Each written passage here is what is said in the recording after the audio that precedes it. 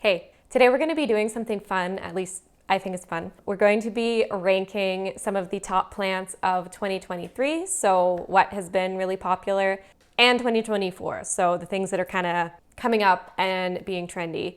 I came up with this list based on plants I keep seeing coming up on some of the auction groups that I'm in, as well as some suggestions from you guys on Instagram. I wasn't able to include all of them, but thank you for your input. I find it very interesting. One that I haven't put on here, for example, that a couple people said was Hoya linearis. For me, I kind of thought that already had its day, but if people are still thinking it's kind of popular and trending, I think that's pretty cool, actually. Just a disclaimer, of course, this is just for fun. It's just my opinion. I think I'm probably pretty harsh on some of these plants. Don't hate me if you love these plants. I just love a good tier list. I've been playing a lot of like Bloons Tower Defense recently, and I've been watching like tier lists for different towers and heroes and stuff. And anyways, I thought it would be fun to do for plants as well.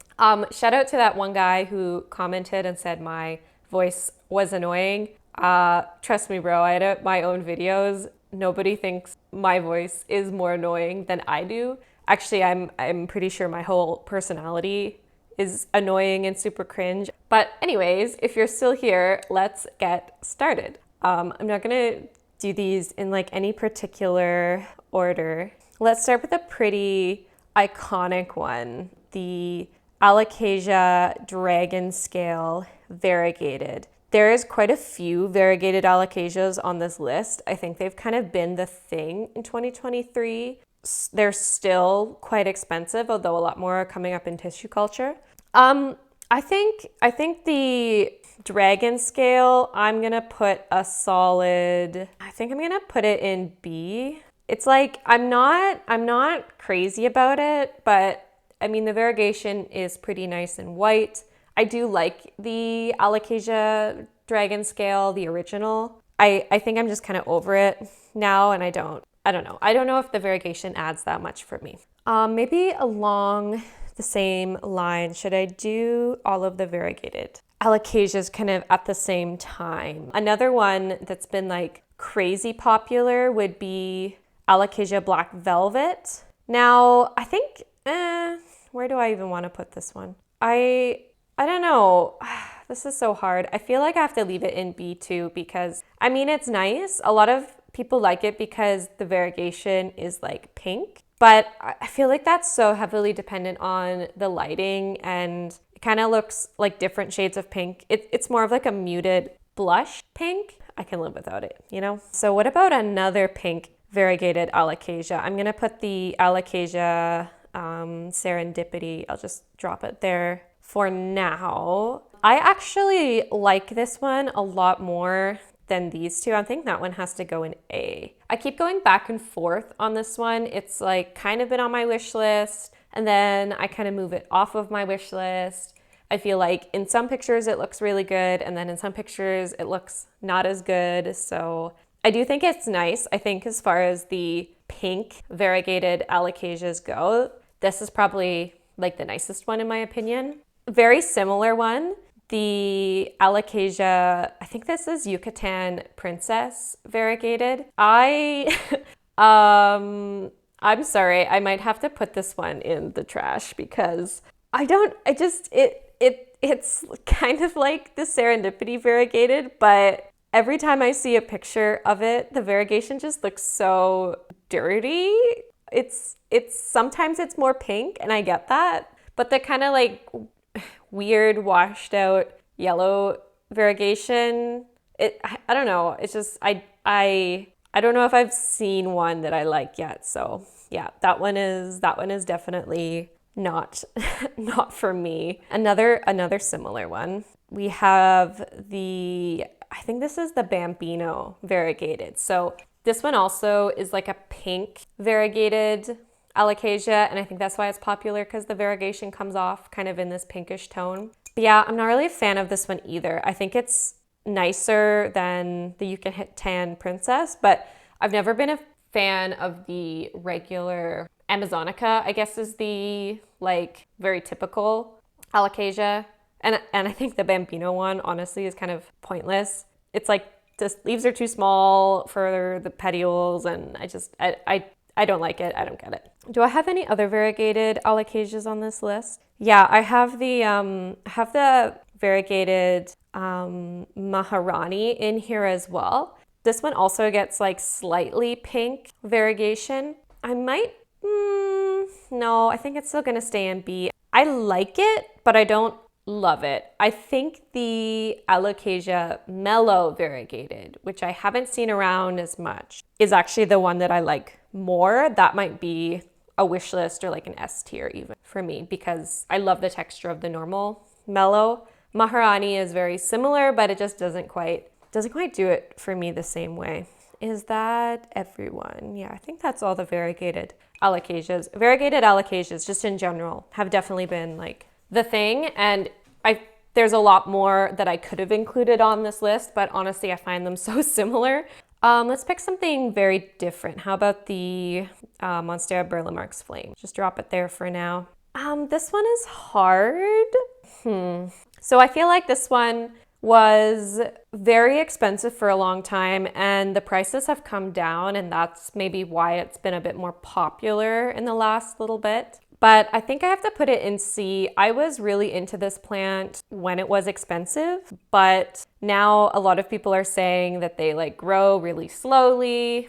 And I find once the leaves get to their mature shape, they kind of just stay the way they are, and they're not like that interesting to me. So I've kind of fallen in love with that one. So C it is. So let's pick another Monstera. A lot of people said that variegated Monstera are still like the hot plants. Monstera aurea.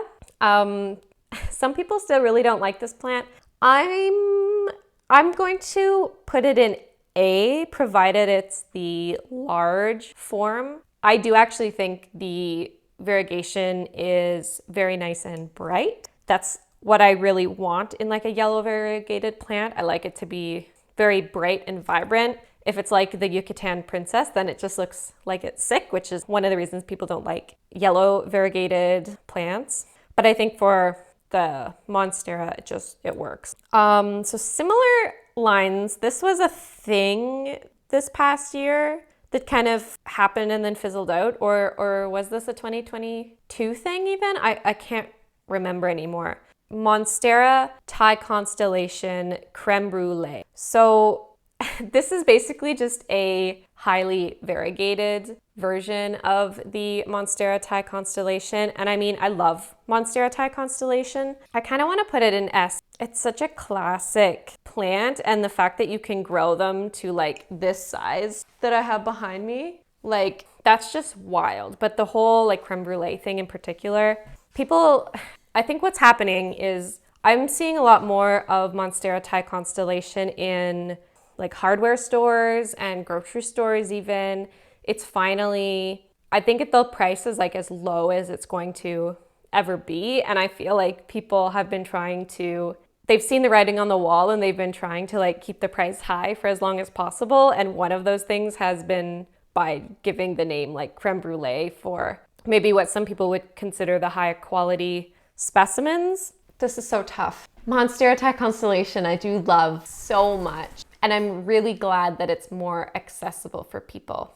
This is so tough. Maybe I have to put it in S, even though I don't like the creme brulee thing. But Monstera Thai Constellation, no matter what variety it is, I mean, I think they're gorgeous. Not everyone agrees. Some people say that they look more like bird poop, which I mean, fair enough. Trust me, I have a bird and I know what bird poop looks like. So that doesn't remind me, but anyways. Ooh, okay, here's a good one. Monstera Mint. Now, that has definitely been one I keep seeing over and over and over, people trying to sell them. And they're expensive. And sometimes people will sell a Monstera as a mint, and it doesn't look minty at all. So I'm like, what are you, like, people are just capitalizing on the name. And honestly, just a normal Monstera albo is like so good. Honestly, I don't know why you would want the mint version. I think I'm gonna put it in D. It's not going in the trash only because it's still a variegated Monstera, and I will always think a Monstera deliciosa is beautiful no matter what the coloration of it is. But yeah, the mint thing, I totally don't get. One Monstera that I haven't really seen on the market so much, but people are, I guess, talking about it more, is this Monstera Miracle, which kind of has some Aurea variegation as well as elbow variegation, which I do think is really interesting, but there's kind of only a few pictures of it online that are circulating right now. So it's hard to tell how consistent that type of variegation will be, but I do think it's definitely like an up and coming plant. If it can maintain that nice variegation, it might even be like an S tier. Like it might be a wish list plant for me, but for now, I think I just will leave it in A, but I do think a lot of people are going to want that. People are just crazy about variegated Monsteras. That was my last Monstera. Interesting that they were all the Monstera deliciosa, except for the Berlin Marks. Let's do the Tetrasperma variegated. I think in 2023, the prices really started to drop. So basically anyone who wanted one could get one. So I've been seeing them come up like a lot more. This one, oh, this is so hard. Okay, I'm gonna put it in D. I'm not gonna put it in the trash, but I just don't like these. I don't like the way that Rhaphidophora tetrasperma grows. I think you can make them look nice if you get a nice mature plant and you have them growing up some sort of structure. You don't just have them on a straight moss pole. I think you can make them look good, but 99% of the ones I see don't look good and they don't have great variegation. And I'm just, yeah, even at the prices they are now, I think they're not worth it. Okay, so let's just start pulling some more random variegated stuff now. Here's another odd one out. This is the only Syngonium on the list. It's the Syngonium chiapense variegated. The Syngoniums in general have just not been, like there haven't really been too many novel ones that have come out. So maybe people are just kind of over it. The chiapense variegated, I think I'll leave it in B. I like it. It's another one I've gone back and forth about having it on my wish list. To me, I think I'd get bored of it quickly. I find the leaves don't really change that much as the plant matures. Like the leaves don't even get that much bigger, really. I do tend to like plants with a little bit more marbled variegation as well. And in most of the images I see, the variegation tends to be very sectoral, which also makes me think it's prone to revert. So yeah, I do like it, but I don't need it. I think I need to make myself some more tea. One sec. All right, much better. Say hi, River. Say hello. Say hello. He doesn't know how to wave or anything. Maybe I should teach him. You got something on your beak? Got something on your beak? Yeah, you're a good boy, aren't you? You're a good boy. You're sleepy. Sleepy, baby. This tea is like way too full. Okay, who should be next? How about some philodendrons? So let's do philodendron tortum variegated. Now, this one might also have to be in D. I've kind of decided I don't really like philodendron tortum. I prefer polypoides, which is more interesting in its leaf shape to me. And I feel like the variegated version, the foliage is so like skinny already. Like what's the point of having variegation on it when you can barely see it? I do not understand it. Here's another one, philodendron micans variegated. This one has been popular for a while and I keep seeing it coming up on markets. Again, the price is like dropping on it, which maybe is why it's also still popular or becoming even more popular. Maybe I'll put this one in C. It's like slightly better than some of the others. No, I'm sorry, I have to put it in D. Look at the variegation is like giving the Yucatan princess vibes. And I've said this before in my like anti-wish list. I really don't like that like pinkish variegation that turns yellow. The intermediate stage looks so weird on most plants. That one is not for me. But another variegated philodendron that I do actually like would be philodendron billietiae variegated. I don't really understand with this plant how it has consistently been sold at like the $1,000 level. It's remained one of the most expensive aroids. Like, it has held its value, and I'm seeing so many of them for sale lately that are maybe around like the $900 mark Canadian. And I don't know if people are scared that the prices are going to keep going down, so there's a lot of people trying to sell them at that price. And I'm not sure if they're actually selling or if there's just a lot of listings or what. But yeah, I can't really figure that one out, why it's still so high.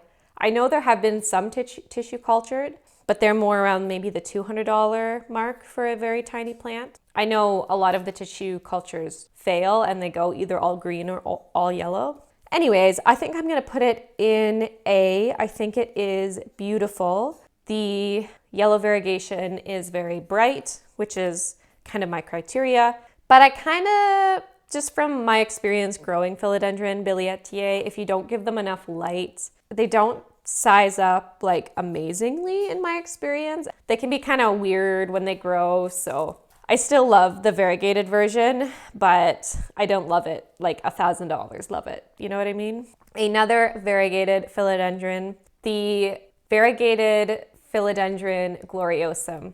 Now, I think right away I have to put this in S tier. I think philodendron gloriosum is just one of the best philodendrons. It's one of the few heartleaf philodendrons that I keep. So I think the variegated version of it is just like, it's just fantastic. Probably a bit risky because of how sectoral it is. You could have reversion or you could have it go all variegated, but if that came down to an affordable level, I would 100% pick it up. If you want me to do like a dedicated wish list video, let me know and I can totally do that. Is that all the philodendron? Oh no, this guy's actually a philodendron. Someone suggested this one. I had not actually heard that this was a thing yet, but I do definitely think it'll go crazy in 2024. This is a heartleaf philodendron, but it's going by just albo, I guess, as opposed to the regular variegated one, which has more of like a mottled variegation. Like if you know what a Epipremnum marble queen looks like, the variegation is very much like that, and it behaves very similarly where it comes out brighter, but then the variegation kind of fades down and becomes more green and minty. So if that's your thing, you might like that, but I prefer this one. I'm actually really tempted to put this in S tier if it becomes more available. Like, I think that actually has to go on my wish list because there's not too many good trailing plants that are variegated. River, come here. Good boy. Good boy. Do you want some tea? No, you don't want it? I'm sorry, I don't have anything else for you. River, come here. Good boy. There you go. Go back to your perch. He's very good at listening to commands when there are treats involved. Here's another variegated thing I've seen a lot of. Variegated Scindapsus. Variegated Scindapsus, just Scindapsus in general, are not really my thing anymore because they can grow kind of slowly and weird if you don't give them enough light. So I'm not crazy about them. I think this one I picked is Scindapsus Blue. I think I'm gonna put it in C because it does look nice. It's just not anything special to me. Like, it's not any better than any other variegated plant. And honestly, I think I'm kind of fatigued of just seeing the same kind of variegation over and over on different plants. That reminds me very much of like a Standuliana, Monstera Standuliana albo. Here's one I know is popular because a lot of people are always asking about it. This is Rhinotria, might be the correct genus now, but is also known as Falloppia multiflora variegated. As far as I know, I've only seen this one available in Canada so far, but definitely very popular. There hasn't really been enough to go around. That one's definitely going in S tier for me. It's one of the few plants that comes out with pink leaves, but the leaves are like bright pink. They're not like this weird orangey color. And you don't even need super, super high light to achieve it. It grows quickly. It's not the easiest to propagate, but I love the fact that it's like a vining plant. You don't have to put it on a pole to climb. You can just kind of wrap it around a trellis. And the leaves fade down. Come here. There, good boy. Yeah, so it fades down from like a super bright pink to more of a orange to a creamy yellow to almost a bright white. So the transition of colors is it's much nicer, in my opinion, than the variegated micans or anything with that kind of variegation. So yeah, definitely one of my absolute top plants that I've purchased. Okay, while we're talking about variegated stuff, let's go to the variegated Anthurium. I just chose a random one. There's been a lot more that have come up recently because of all the seeds that are being produced. Like the more you breed a plant, the more seeds you have, the more likely you are to randomly get a variegated one. I mean, I think they're nice. For a lot of Anthuriums, I don't know if it adds a lot, but I do think they're cool. So I think that might have to go in A. I would definitely be happy if I bought a seedling and it ended up being variegated. I think that would be really cool, but I wouldn't want to pay extra for something that was variegated, if that makes sense. But Anthuriums in general have been super popular. This past year, they've definitely been a thing. Let's do the Anthurium Delta Force. This is a super popular one, and for good reason. They've also started to be tissue cultured, so the prices are coming down on them. So that's an easy S tier for me. I think they're just stunning plants. Even if you don't get like a pure one, like I have one that's a cross of a Delta Force and maybe a Clarinervium or something. It's gorgeous. I love it, and it's pretty easy to care for. Another Anthurium that I've seen a lot, and I've seen in a lot of Anthurium crosses, it was previously known as the Black Velvet Eastern Panama. I think it's officially classified as, is it Antolaki now? It's a beautiful, dark, pillowy Anthurium, which seems to be the thing lately. Dark with minimal veining. That one's probably going to be an A for me. River, are you serious? River just flew onto one of my pots, knocked it down to the ground. It landed on Decker. So disappointing. I will definitely get one of the Black Velvet Eastern Panamas at some point, but I'm not like super in a hurry for it. Another one, I don't even know if you can tell these two apart. This is a Papillilaminum variety. I think this is the Fort Sherman one. I guess I'm also gonna leave it in A. It might even be S, except that there's a lot of, I don't want to say gatekeeping in the Anthurium community, but there's so much emphasis on having a particular clone, having a particular like brand name of Anthurium, and honestly, I find it a little overwhelming. It kind of makes me just want to stay out of the Anthurium space in general because it just feels like too much. All of these kind of dark Anthuriums are the same for me, to be honest. Another one that's very much along that same line would be, I don't even know what to call them. There's several different variations of these like dark red to purple veined Anthuriums.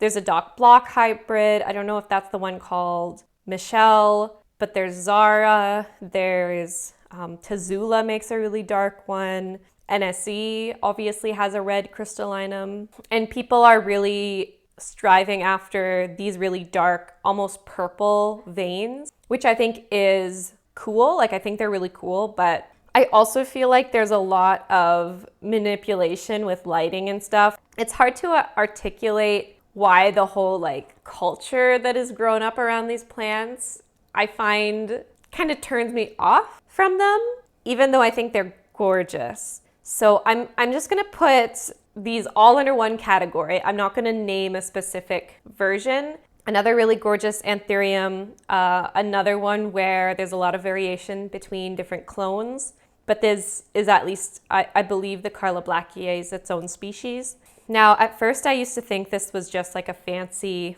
crystallinum, basically, but the more I look at them and look at the veining is quite unique. This one is definitely on my wish list, and I think I'm gonna put it in A. Another one, okay, last Anthurium.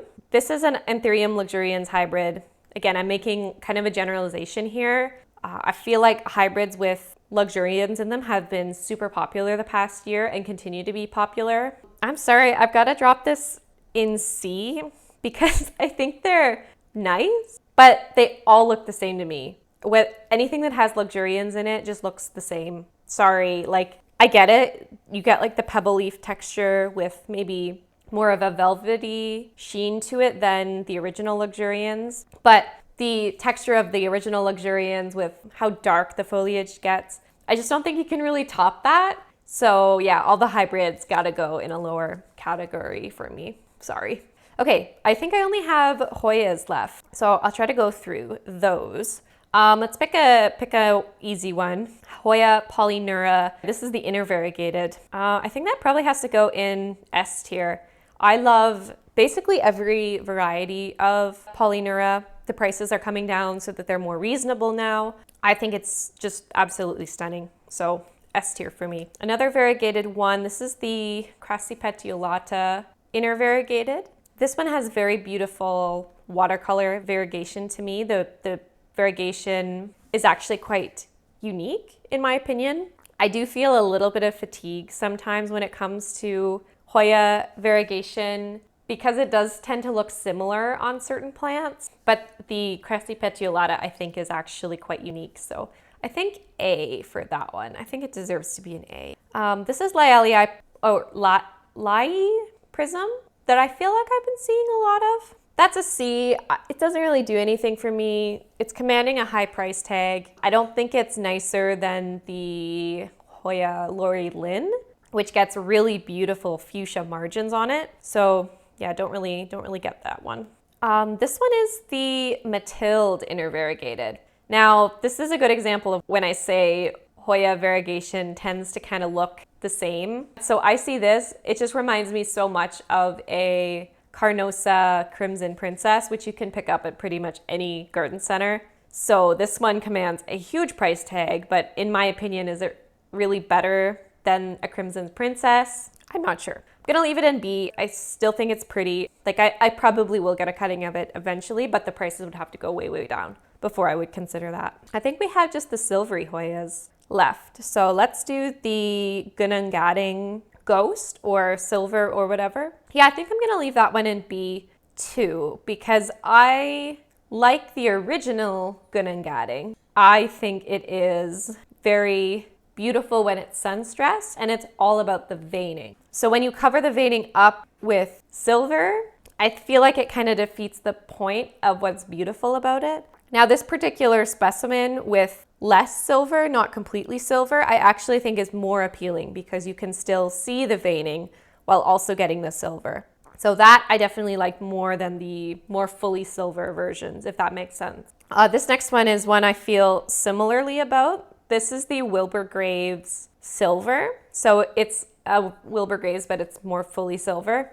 I think I'm gonna leave it in B because it's beautiful, but I like the original Wilbur Graves more. I like that contrast between the silver portions of the leaf and the non-silver portions. So yeah, it's okay, but I wouldn't go out of my way to get that one. Argentea Picta.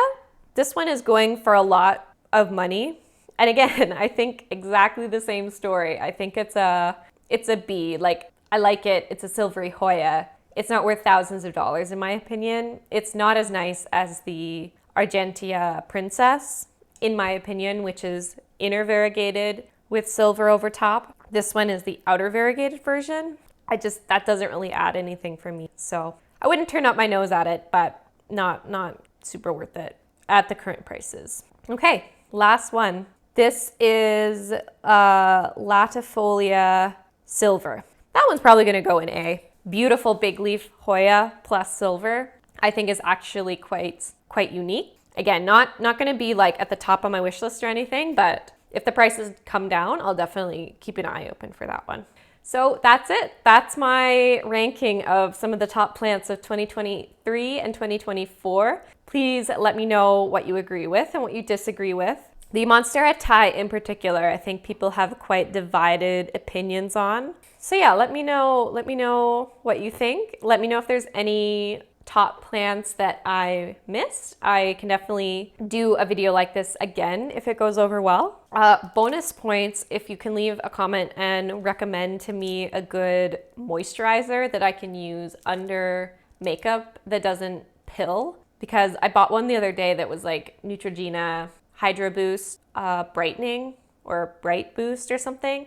Absolutely horrible. It's just like the pilling is so bad. Preferably something that's like drugstore and not in the like $100 budget. If you watched this far, thank you so much. I'll stop talking now. Really appreciate your support. I'll see you guys in the next one.